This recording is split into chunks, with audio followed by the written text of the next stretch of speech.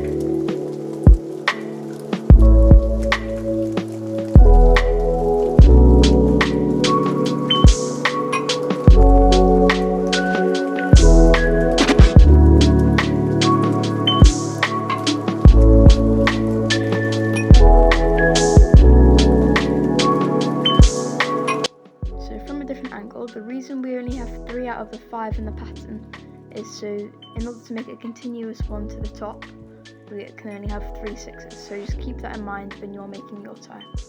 Okay, so we're going to do the top now. Okay, so the next part's all about tapering the top, but then bringing it back out to get that tie shape that we all know. So I'm going to continue the pattern, just going a bit smaller. You'll see I pop the beads on, so this one's going to be 5 across for purple, and then we're going to have 4, 3, 3, 4, 5, 6. purples going on now. You'll be able to watch it as I go, and I will leave you. Bye bye.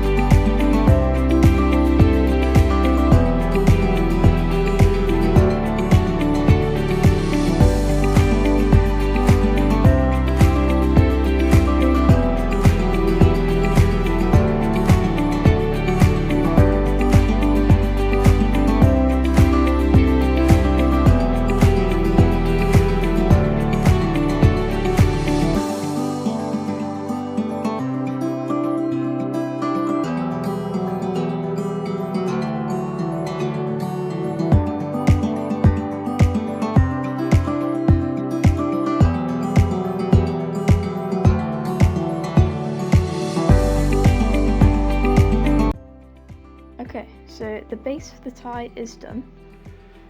Now we're going to work on the neck. So I'd advise you tie off the right string using the stitch that I'm between the last purple and red. Your left string is going to go round and make the neck. Let's do that.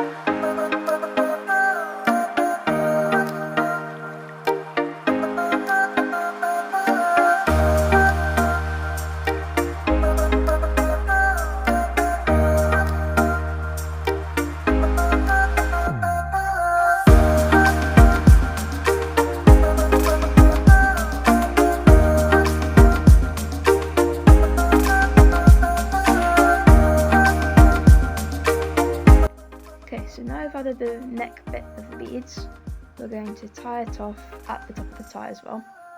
So it's one continuous loop. Make sure not to tie it too tight, but tight enough so you can get it right in your head and it'll stay there. Let's do that. Okay, so that's tied. We're going to cut off the excess and then we will be done. Okay, let's do it. Okay, and we are done. This is the final product. A pink, orange, purple and red tie. I hope you all enjoyed this video. That's the long view of it. So this is the ladder stitch, elastic tie. That's next to my rainbow one. I hope you all have a lovely day. If you liked the video, please like the video. Feel free to subscribe. I make videos regularly. Bye!